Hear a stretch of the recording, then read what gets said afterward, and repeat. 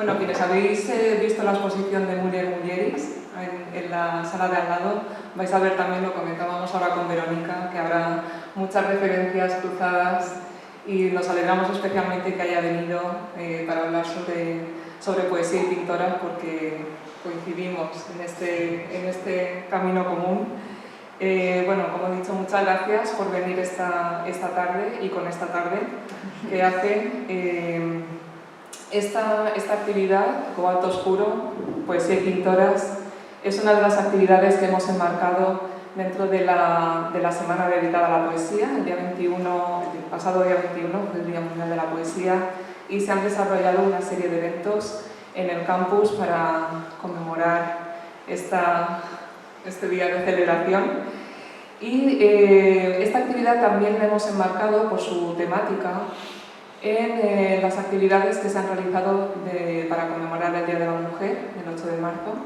Hemos estado todo el mes realizando una serie de eventos relacionados con la temática de género, abordando a la mujer desde sus diferentes ámbitos, y por ello queremos dar las gracias también a la Unidad de Igualdad de la Universidad de Alicante, que se ha implicado en el apoyo a esta actividad, al igual que el Servicio de Cultura y el Vicerrectorado de Cultura.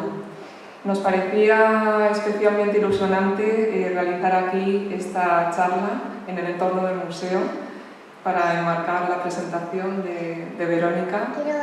Verónica Aranda, estamos muy contentos de que estés aquí, siempre es un placer tenerte cerca. Verónica, para que la conozcáis un poco más, es poeta, nacida en Madrid en 1982, máster en Filología Hispánica y Gestión Cultural, es traductora e investigadora, especializada en estudios de la mujer, canción española y fado. De hecho, está a punto de leer su tesis doctoral en la Universidad Autónoma de Madrid, con la temática, ¿no?, con el fado como tema central. También cultiva el haiku, el microrrelato y la literatura de viajes. En la actualidad dirige una colección de poesía latinoamericana actual, que lleva por nombre Toda la noche se vieron, en la editorial Olivea. Ha recibido los premios internacionales de poesía Antonio Carvajal, Antonio Oliver del Mas, Miguel Hernández, Ciudad de Salamanca, Leonor, Ciudad de Pamplona y el accésit del premio Adornáis, entre otros. Entre la docena de poemarios que ha publicado destacan Tatuaje, con Hiperión en 2005, Cortes de Luz, Rial, 2010, Café Jafa, con el sastre de Apollinaire, 2015, Épica de Raíles, en la editorial de Venir, 2016, Dibujar una isla, con Reino de Cordelia, en el 2017, Cobalto Oscuro, que es el poemario que hoy nos ocupa, con Celdit 2020, que fue Premio Internacional de Poesía, Ciudad de Pamplona. Y este poemario, Cobalto Oscuro, parte de su indagación en las artes plásticas para buscar y dar visibilidad a algunas pintoras olvidadas en diferentes épocas y países. Muchísimas gracias, Verónica. Unas breves palabras antes de concederle a ella el protagonismo. Decía Shelley en su obra Defensa de la poesía que toda poesía, él dice alta poesía, es infinita. Es como la primera semilla que potencialmente tuvo en sí todos los árboles de su especie. Hoy, en este ambiente que nos rodea, terrible, de violencia, de incertidumbre, de tristeza y de dolor, tenemos desde aquí un recuerdo a todas las personas, tanto ucranianas como rusas, que están sufriendo este conflicto tan tremendo. Hoy venimos a defender la poesía. Hoy venimos a plantar semilla y a hacer bosque. Tenemos la suerte de hacerlo de la mano de Verónica, poeta del instante y del camino, con su mirada atenta, sugerente, delicada y siempre certera, que nos propone aquí ella que precisamente ha poetizado tanto y también sobre la poesía, sobre el viaje en todas sus dimensiones, nos propone aquí un camino nuevo, un recorrido por la tonalidad profunda y azul de la memoria. Un recorrido a través de la historia, de movimientos artísticos, de la sociedad, de la realidad y de lo imaginado. Nos habla Verónica en Cobalto Oscuro de los diálogos entre poesía y pintoras, y pinturas entre mujeres artistas, 40 en total son las mujeres que se mencionan en este poemario, largamente abocadas al silencio. Nos invita a detenernos en cada escena, con el pensamiento y los sentidos, a reflexionar sobre estas mujeres que nos muestran desafiando normas, tomando la justicia en la intimidad de un dormitorio, al volante de un automóvil, en momentos de hastío, en un hogar que nos oprime, en la espera de un tiempo, a veces complaciente y otras convulso, acciones, introspecciones y deseos. Nos invita a colocarnos, como en el gran cuadro de Velázquez, de las Meninas, en diferentes ángulos y puntos de vista, a entrar en el lienzo y la palabra a través del color de sus versos, a intercambiar miradas con ellas, que también somos nosotras, para retomar la comunicación truncada durante tantos y tantos siglos. Hay toda una cronología de lo oculto que llega hasta hoy y aún se mantiene, y con trabajo poco a poco vamos quitando las capas de ese barniz oxidado que han ido velando y desvaneciendo a las mujeres de la historia. La labor de un museo es mostrar. A esa tarea de descubrir la obra y su artífice, lo que oculta el gesto, nos entregamos y os invitamos. Y como marzo es el mes del despertar, del letargo y el olvido, aquí estamos para recuperar con Verónica esa memoria olvidada.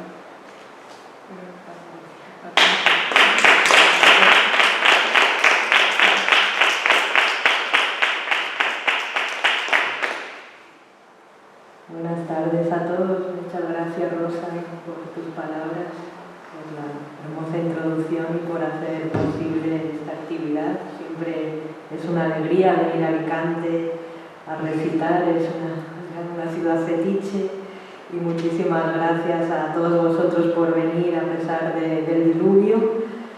Gracias también a la Universidad de Alicante, al vicerrectorado y por supuesto al Museo de la Universidad por la invitación y además por montar esta magnífica exposición que es Mulleris, que estoy todavía afrontando, y me ha llamado mucho la atención porque muchas de las pintoras de cobalto oscuro están ahí flotando, como bien decía Rosa, están como sombras, algunas de ellas aparecen, ¿no?, en esos libros en blanco o borradas, ¿no?, casi difuminadas, porque al final han estado, al igual que muchas escritoras, durante años olvidadas, y estamos haciendo pues esa arqueología desde las humanidades para irlas rescatando. La mujer en las artes plásticas, ¿no?, en su realidad compleja, abordada desde diferentes perspectivas, y siempre en ese reto de superar estereotipos y caminar hacia la igualdad. Entonces este recital poético-visual busca dialogar con la exposición, con esas mujeres, y continuar ese viaje, ¿no? Os propongo ese recorrido. Me voy a centrar sobre todo en 15 cuadros. Cada poema está dedicado a un artista y a un cuadro emblemático, y de diferentes artistas de diferentes épocas y países y movimientos. Por tanto, surge a partir de esa indagación, de esa investigación en las artes plásticas, y el punto de partida son los museos, con lo cual para mí es un espacio privilegiado, es un honor poder estar aquí y enmarcarlo dentro de estas actividades, además de la semana del mes de la poesía y de la mujer.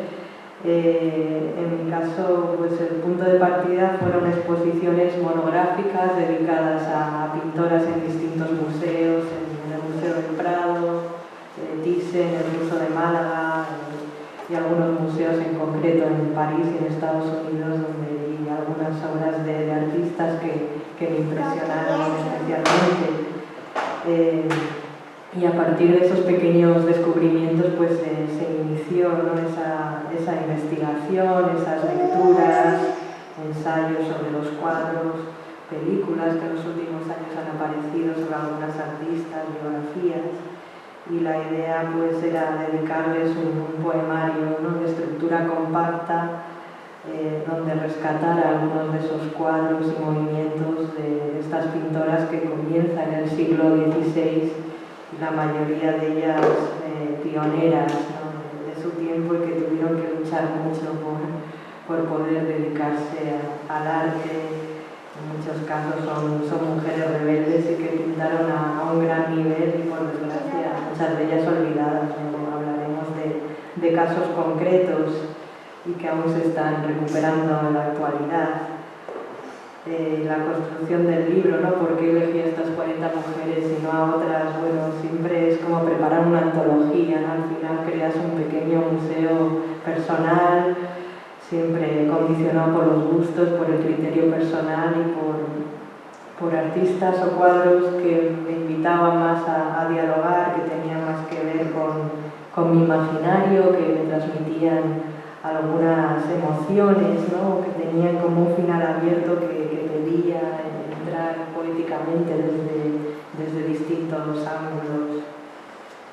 Bueno, la relación de la poesía con la pintura siempre ha sido muy estrecha, ¿no? Desde la antigüedad clásica, Simónides de Ceos decía: la pintura es una poesía muda y la poesía es una pintura que habla. Palabra e imagen, ¿no? Poesía y pintura es un maridaje antiguo que se verbaliza a la hora de evocar a los pintores. Por tanto, el lenguaje plástico y el poético acaban convergiendo en un solo lenguaje, en ese camino de indagación plástica, en lo que técnicamente se llama éfrasis, que es la representación verbal de una figura visual.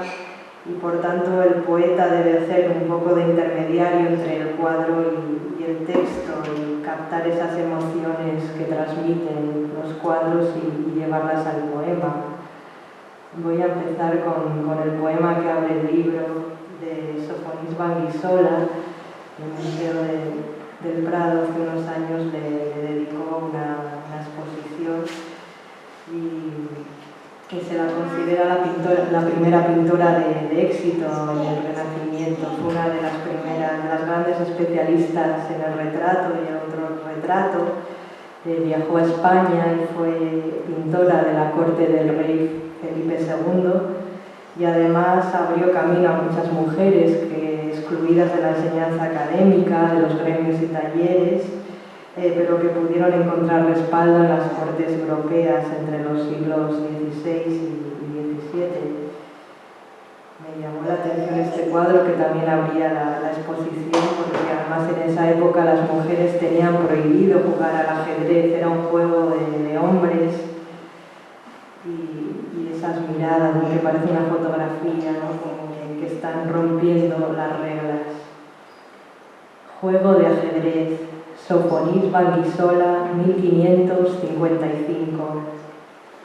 Desafían las reglas, jugar al ajedrez, toda estrategia y lógica era exclusiva de los hombres, pero las tres muchachas, con trajes de brocado, mueven piezas y posan relajadas cerca del roble verde. La criada es testigo. La más joven sonríe al burlar restricciones. En cada jaque mate se empoderan y hablan de alquimia y de mitología. De repente el tablero echa raíces, el paisaje humanista y una colina al fondo completan la partida. La exposición del Prado, de hecho, estaba también dedicada a las dos artistas, a Sofonis Banguissola y a Lavinia Fontana, otra de las artistas más reconocidas de su tiempo, que dirigió su propio taller y fue la pintora oficial de la corte del Papa Clemente VIII.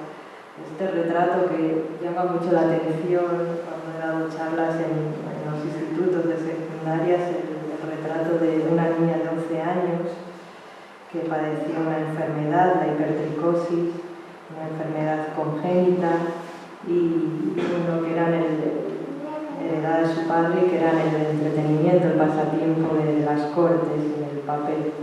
Luego su trayectoria que iba de corte en corte, las exhibía. Retrato de Antonieta González, Lavinia Fontana, 1595. Es la niña barbuda hija de un hombre lobo y de una bella dama parisina. Fontana la retrata con ternura a finales del siglo XVI. Su mirada revela el drama de una estirpe, genes llenos de vello, barbas silvestres que convocan curiosidad científica. En ese pliego que nos muestra digna, nos resume su errancia, la crueldad de las cortes europeas que los condena a ser meros objetos de coleccionista. Y la también pintora italiana Artemisa Gentileschi, de unas décadas posterior, pues es una pintora que en la actualidad se ha rescatado, se han escrito libros, se han hecho documentales, sus cuadros son de actualidad y de hecho se ha convertido en un icono del feminismo al pintar a esas mujeres fuertes, independientes del Antiguo Testamento, y el cuadro está relacionado con la propia biografía de la pintora.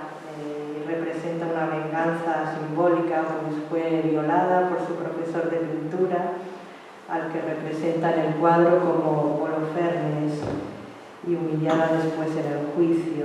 El cuadro no deja de ser chocante, ¿no? Cómo se recrea en la sangre, cómo emplea con maestría el claroscuro, y esta versión de Judith supera de hecho a la de Caravaggio en violencia, y la pintora pintó el lienzo solo con 23 años, consolidándose como una de las pintoras más importantes de ese primer barroco. Judith decapitando a Holofernes. A veces el pincel es una espada. La pintora se encarna en bíblica heroína que salva a un pueblo entero. Hay un gesto de gozo en su venganza, y la criada luce la serena expresión de quien cumple un deber, aunque sea turbio. Finos hilos de sangre ralentizan la decapitación. El general asirio es ahora un paisajista, un violador que humilla doblemente. La terrible violencia conforma un claroscuro, donde Artemisia venga a cada víctima de manadas brutales. Su honra se repliega en sábanas barrocas. La siguiente artista también la descubrí en el Museo del Prado. De hecho, fue la primera exposición monográfica que el Museo del Prado dedicó a una mujer pintora en 2016, lo cual da que pensar que hasta 2016 no había ninguna exposición dedicada a una pintora en concreto. Y es el caso de Clara Peters, pintora flamenca, precursora de la naturaleza muerta en los Países Bajos, y una de las pocas pintoras profesionales en Europa en la primera mitad del siglo XVII. Me interesaron mucho sus naturalezas muertas, ¿no? Precisamente porque no trae a la actualidad esos objetos, parece que cobran vida, que a pesar de la quietud tienen muchísimo vuelo, parece que además del cuadro de costumbres, esa quietud en movimiento. Nada perturba la quietud, ni el pan de centeno listo para la cena frugal de la pintora, ni el corazón de la alcachofa, ni el queso artesanal cortado rápido en el mercado principal de Amberes, cuando la tarde es torno de alfarero. Una luz transparente entra a través de las cerezas. Su autorretrato diminuto revelará secretos. El rostro, con los siglos, se ha hecho danza. Esta pintora además tenía la peculiaridad a veces de insertar en miniatura un autorretrato suyo. No es el caso de este cuadro, pero es muy interesante como forma de firmar sus cuadros. Y avanzamos un siglo, casi 2 siglos. Mary Cassatt, una pintora norteamericana que vivió gran parte de su vida en Francia y forjó amistad con Degas y se incorporó al movimiento impresionista. Y su especialidad era la representación de la vida social y privada de las mujeres y los vínculos entre ellas. Me pareció interesante, ¿no? Un reto escribir sobre esos personajes un poco abstraídos, sobre la incomunicación. El té de las 5. Tan sagrado el instante de los sorbos de té. Las amigas se quedan en silencio bajo la luz cobriza. La tarde es estatismo, juego de mesa en plata. Tiene el salón los signos de un poema de Emily Dickinson. Rompe la hora solemne algún malentendido quizás, o cierta confesión desatinada. Los cascos de un caballo se olvidan de encender la chimenea.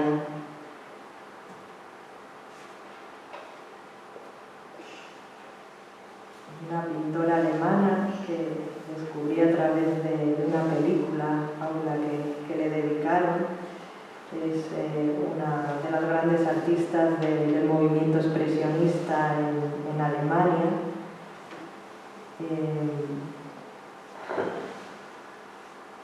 Y sus bodegones, la verdad que mezclan también esa influencia del postimpresionismo, del arte japonés y del renacimiento alemán. Bodegón con melón.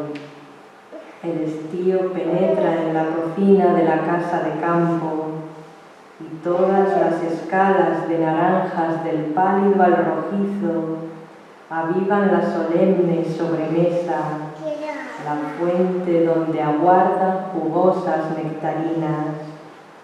El melón ya partido vence una castidad tan persistente que hay un tenue dulzor previo a la fruta.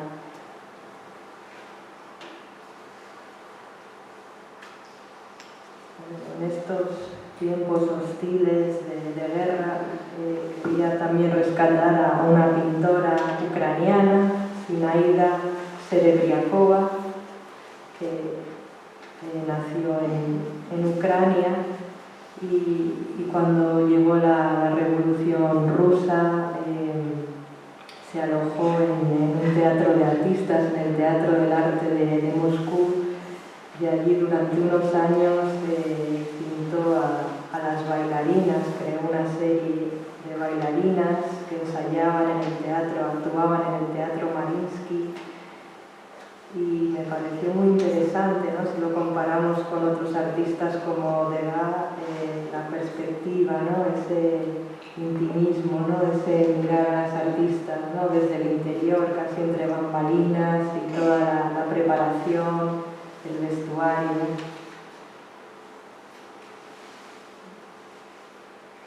Bailarinas en el vestidor. El momento de atarse la zapatilla de ballet trasciende la pintura, como si el rito de la bailarina fuera todo en la noche y el gesto desenvuelto trascendiera cualquier visión pagana o nota disonante de Stravinsky.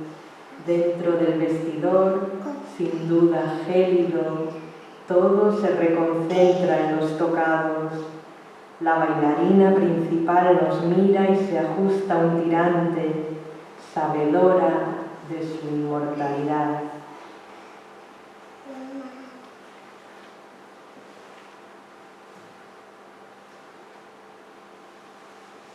cuadro de la pintora polaca. Tenemos aquí a nuestra amiga poeta polaca, Tamara de Lempicka, una de las grandes artistas del movimiento Art Deco, autorretrato en un Bugatti verde.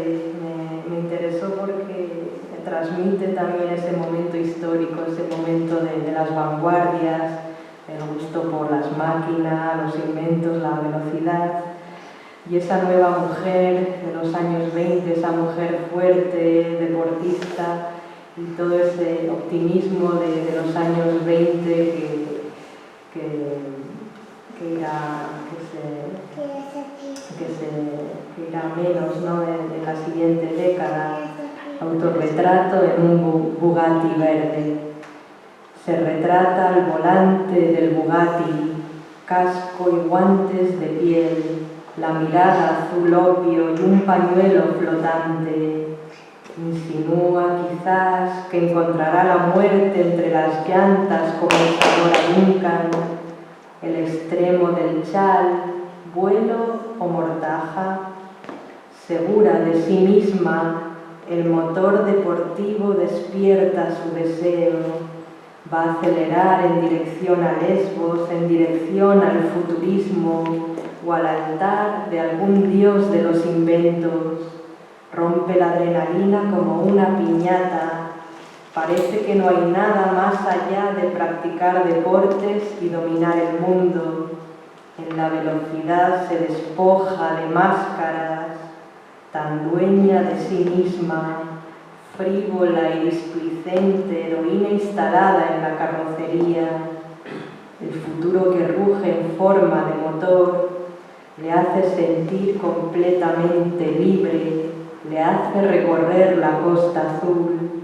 Con ese verde eléctrico culmina una década entera. El adjetivo loco hará cortocircuito. Cuando apague el motor, estará a punto de irrumpir el fascismo.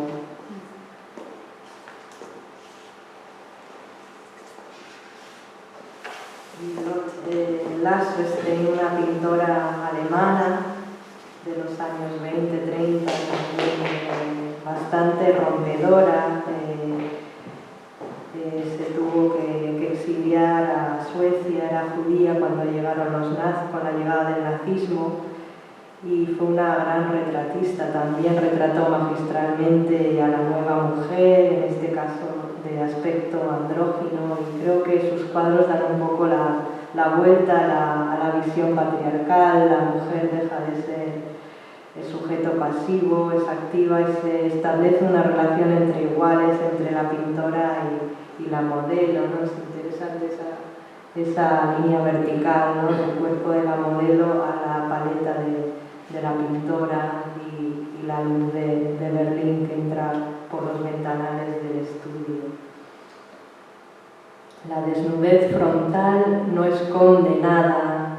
La modelo se estea bajo la luz de otoño que entra por el estudio. En un barrio tranquilo de Berlín, su cuerpo blanco andrógino no hace concesiones, no se tapa con tules. La diagonal de la figura acaba en la paleta del artista. Con pocas pinceladas anula Lotte Lassesten la jerarquía del deseo. No hay rastro de odaliscas.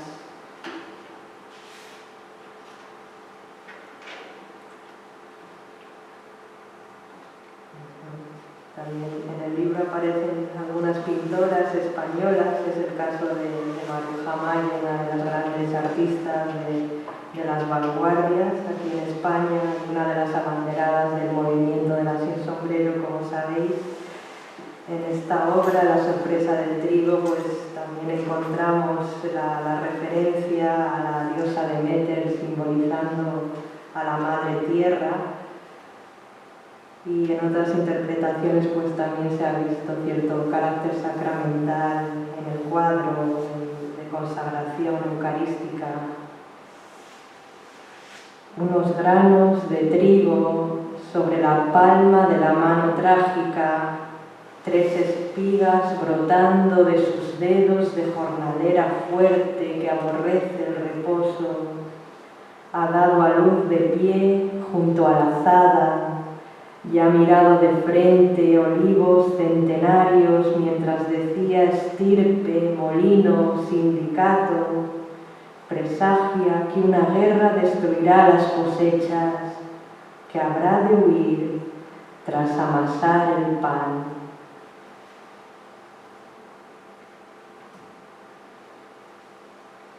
Nuestra artista, a la que dedicaron una exposición monográfica recientemente, en este caso el Museo Thyssen, fue Georgia O'Keeffe, una pintora norteamericana, una de las abanderadas del expresionismo abstracto, y es conocida especialmente por estos paisajes que representó de Nuevo México, donde se instaló y donde coleccionaba, ¿no?, esos objetos que se iba encontrando por el camino, por ese paisaje árido. Que el verano no acabe, disecarlo, guardar flores silvestres, cada metamorfosis pisando la aridez, cada ciervo solar en su ascensión. Tras la muerte violenta los huesos están vivos, si fueron calcinados por el sol del desierto. La realidad es un trofeo de caza. Su cráneo no buscó taxidermista, hizo un corte afilado en cada luna.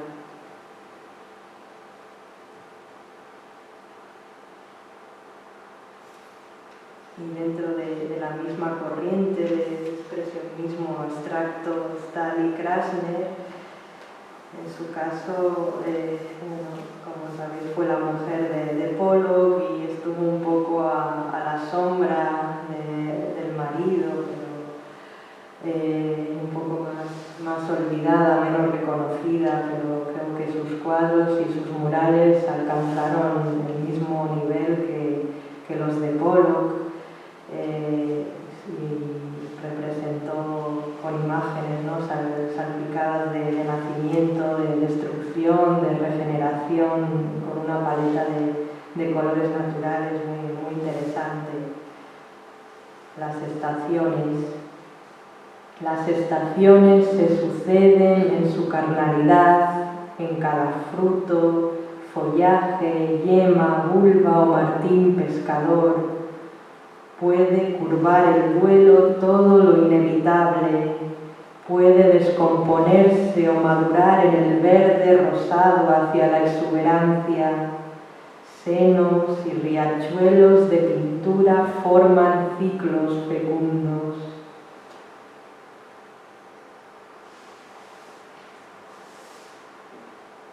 Y ya nos acercamos a las últimas décadas, a pintoras más actuales. Es el caso de la artista británica Jenny Saville, una pintora contracorriente.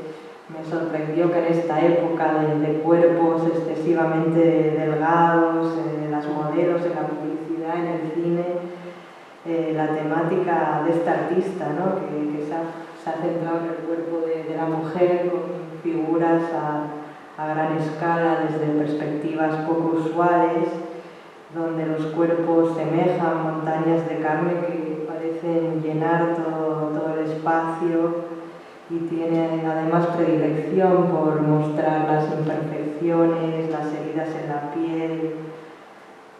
Generalmente se retrata a sí misma, retrata cuerpos obesos y los pliegues de la carne con unas formas monumentales, ¿no? Me gustó la forma en que representa a la mujer sin ningún tipo de idealización, sin buscar belleza, sino simplemente veracidad. Ella lo denomina paisajes del cuerpo.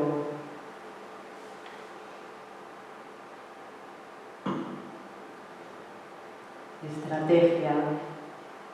se pueden celebrar cuerpos grotescos, contemplarlos un tiempo indefinido, igual que contemplamos las montañas, cara sur, frontal, norte, montículos de piel descolgada, paisaje con cortes, hematomas, cicatrices, frondosidad de estrías, heredera de Rubens, ha adquirido la carne proporciones colosales más allá de la carne, de una verdad a medias, maquillada.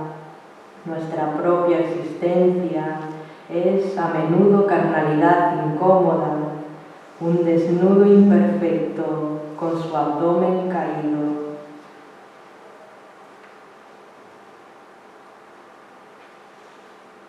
Otra pintora fascinante y actual que aún sigue pintando es Paula Rego, la artista portuguesa. Descubrí sus cuadros en Lisboa, la Fundación Gulbenkian, últimamente también se le ha dedicado un documental. Y es una de las pintoras contemporáneas que más brillantemente ha redefinido el arte figurativo, revolucionando la representación de las mujeres. Este cuadro forma parte de una serie de niñas que se rebelan contra la sociedad opresiva y se inspira también en cuentos clásicos, les da otra vuelta de tuerca y sus cuadros son altamente narrativos. Me pareció que también brindaba muchas posibilidades a la hora de abordar su obra en el poema. Blancanieves jugando con el trofeo del padre. Junto a una cabeza de venado se hace presente Blancanieves. Toma el trofeo y el sillón del padre. Prueba la autoridad, se muestra indócil con su vestido blanco de satén. Toma la muerte expuesta, rematada con 2 ojos de vidrio. Sujeta al animal por la pala del cuerno. Unos segundos antes del disparo, atravesó un pomar.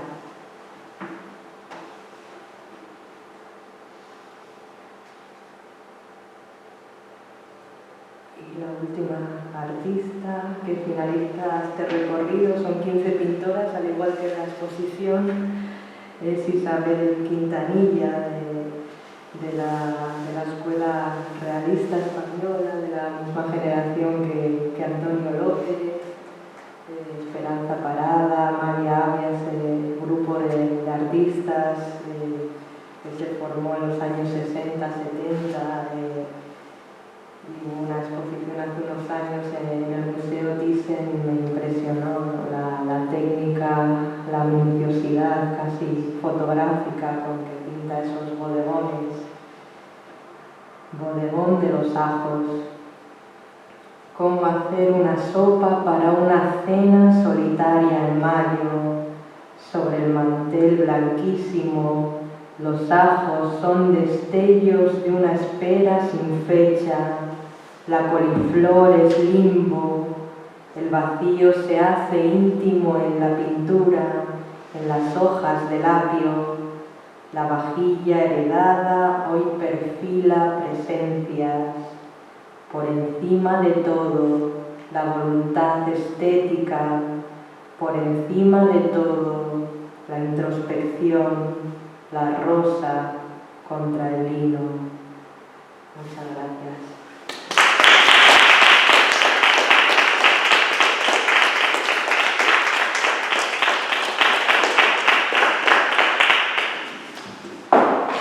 Muchísimas gracias, Verónica, por esta espléndida charla y recital. Abrimos un debate con el público, si queréis hacer comentarios, preguntas, aprovechando aquí la presencia de Verónica, que nos ha hecho este espléndido recorrido por la historia de la pintura de las mujeres. Yo no sé, Verónica, si te planteas como un proyecto abierto, que siguen inspirando las obras de las mujeres que vas encontrando, porque como lo has definido precisamente, ¿no? Es que hacer arqueología Sí. de la memoria, si no para hacer otro poemario, porque me imagino que este ya lo habrás dado por concluido. Mi pregunta era si te seguían inspirando las mujeres artistas que encuentras. Por supuesto, sí, además ya he entrado, ¿no?, en esa dinámica de seguir buscando, investigando y bueno, el poemario ya está editado, pero yo creo que un poemario nunca se da por concluido y más en este tema, ¿no?, que es inabarcable y a medida, ¿no?, que sigues visitando museos y viendo arte, sí, me van saliendo nuevos poemas, incluso de esas mismas pintoras, ¿no?, como muchas tuvieron carreras larguísimas o son poliédricas. Por ejemplo, de Maruja Mayo descubrí pues, su etapa anterior, ¿no?, la etapa del carnaval, que pintaba esos cuadros, que también es fascinante.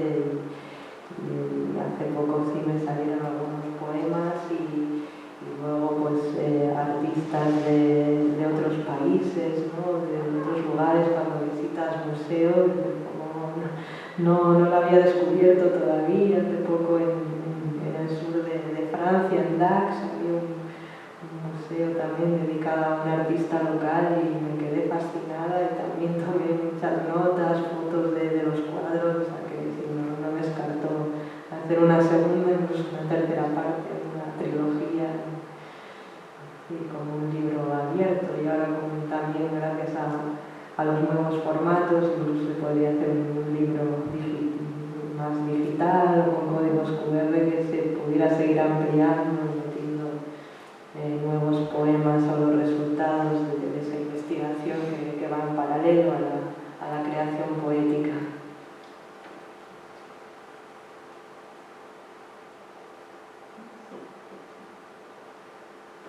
Quizá no solamente en la parte pictórica, en otras disciplinas del arte has llegado a plantearte o ha surgido también ese poema o solamente ha sido en esta parte de plástica del cuadro.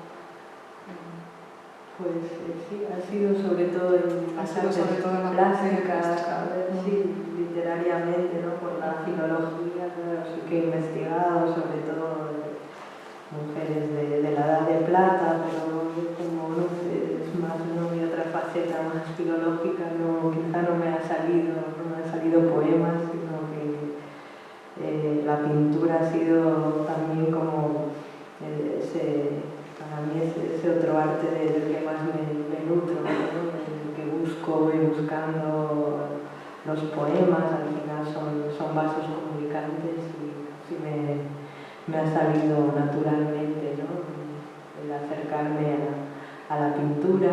Y el libro además lo escribí durante el confinamiento. Bueno, ya había empezado antes la investigación, unos meses antes, pero también fue como un refugio, ¿no? Era una de las cosas que más echaba de menos, visitar museos. Entonces era como estar dentro de ese museo imaginario y entonces se prestó un poco a esas sensaciones plásticas tan intensas, ¿no?, a través de la palabra, y me sentí muy cómoda. Y también, claro, es que hay tanto por hacer, tanta arqueología por hacer, ¿no?, también en el cine, en la escultura, en todas las disciplinas, ¿no?, vas descubriendo que sí, por supuesto. Que todavía hay mucho trabajo por hacer, ¿no? Sí.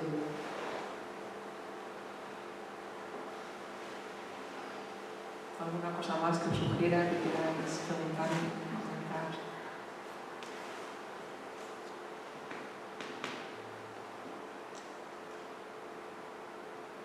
¿Algún poema más que nos quieras decir?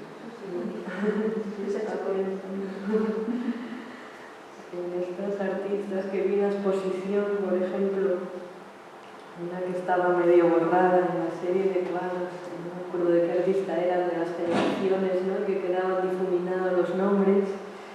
Ahí aparecían varias, voy a leer a dos, también como homenaje. Aparecía Leonora Carrington, me parece.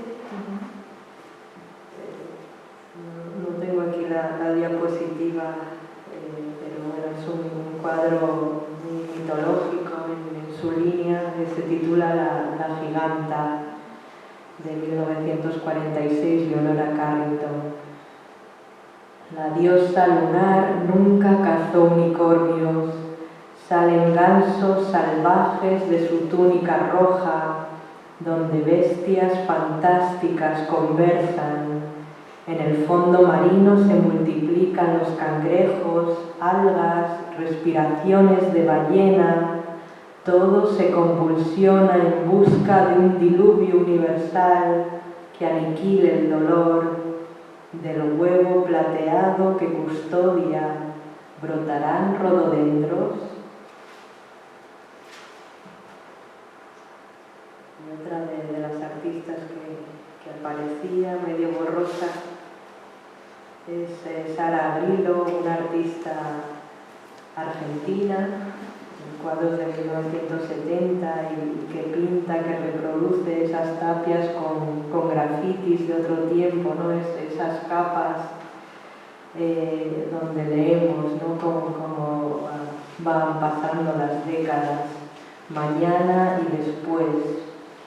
La intemperie desgarra el caos urbano, se superponen la tipografía, los anuncios lumínicos, caligrafías angulosas de más de un perseguido, un aviso pegado sobre otro y cifras obsoletas hacen su aparición como una carta que leemos 3 décadas después. Las tapias con grafitis de otro tiempo, su letrismo de escombros resultan inquietantes. Más que cualquier tachón, más que el mañana. De nuevo, muchas gracias a todos por venir y espero que hayáis pasado un buen rato y que os apetezca seguir investigando sobre estas artistas. Muchas gracias a ti, Verónica. Gracias por esta invitación, ha sido como una visita guiada por Yo tengo este una museo. pregunta Sí, sí. sobre tu proceso creativo, Sí. porque me interesa mucho, o sea, cómo de lo más básico, o sea, si tienes un espacio para escribir un tiempo de predilección y, por ejemplo, si tienes, no sé, como tu mujer, por ejemplo, un cuadernito que, por ejemplo, vas pasando y vas visitando y pones notas o lo memorizas o cómo trabajas.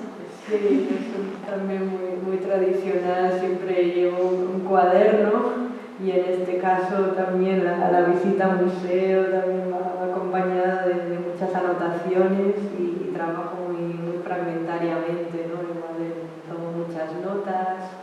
Luego, aparte, en otro cuaderno en el mismo, ¿no? Notas, ¿no? Sobre pintoras, sobre, en este caso, claro, una investigación en paralelo que no la llevo a cabo en otros poemarios de otros temas.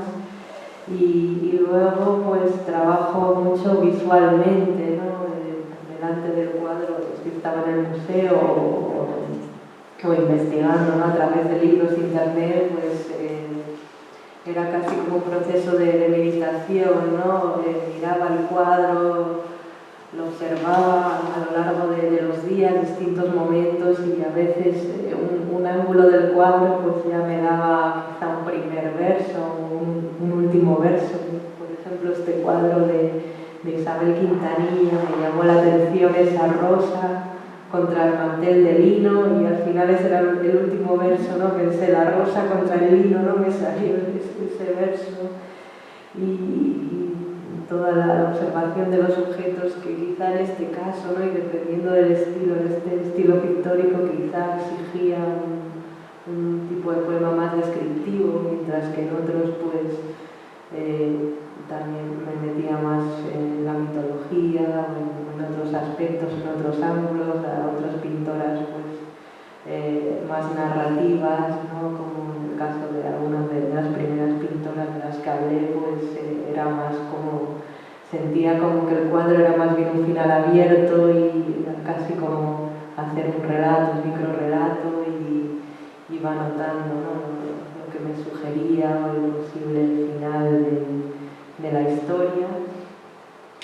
casos, ¿no? que también acompañaba el proceso del cine, ¿no? De películas dedicadas a algunas de estas artistas, pues también introducía algún elemento biográfico, ¿no? O algo que me sugería alguna escena concreta de la película. Entonces, un proceso largo y muy fragmentario, en resumen. ¿Y entonces tienes una favorita ahora? ¿Tienes un personaje favorito, o sea, entre las artistas?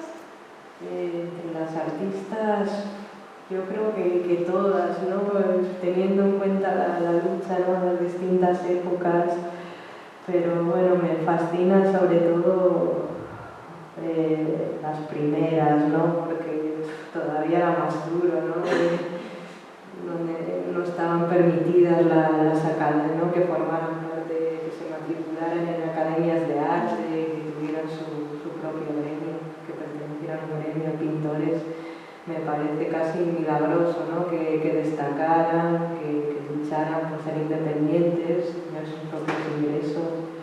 Yo creo que son heroínas, ¿no? Pero bueno, también a lo largo del siglo XX tuvieron muchísimas dificultades, ¿no? Incluso casos de pintoras que la familia al final les obligaba. Hay una pintora que la obligaron a ingresar en un convento, ¿no? Ganó un certamen nacional, se pintó a sí misma un desnudo y la familia muy religiosa, que no sé si era de Murcia, de Cartagena, y acabó sus días en un convento. Otras, caso de la historia de España, la posguerra, acababan en psiquiátricos porque gozaban de demasiada libertad para familias conservadoras y bueno, casos terribles. Entonces hay que rendirles un continuo homenaje y rescatar su esfuerzo y su sufrimiento.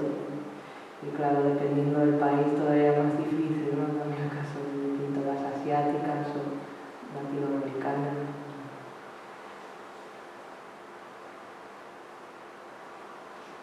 Porque lo que comentas, aquí lo interesante no es solo indagar en lo que es la parte artística del cuadro, sino en la biografía de ellas, ¿no? En toda esa historia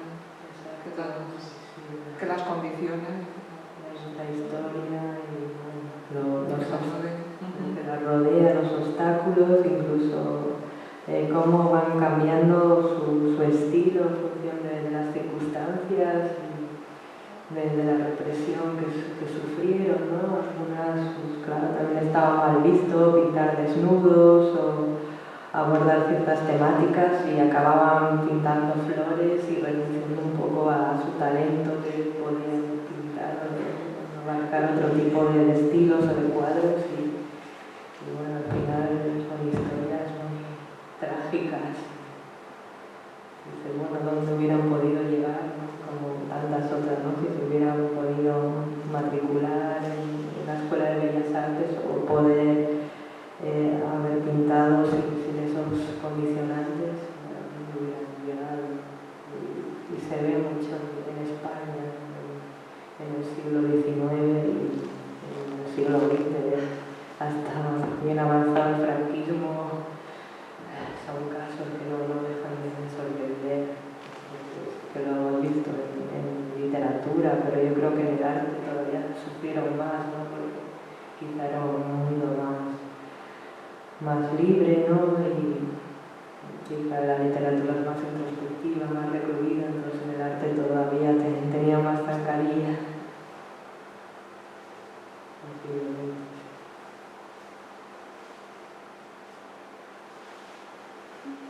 Gracias por esta invitación. Muchas gracias, Indagar en estas mujeres y si vosotros queréis indagar en la poesía de Verónica, lo cual también os invito desde aquí, pues podéis disponer aquí de sus maravillosos poemarios.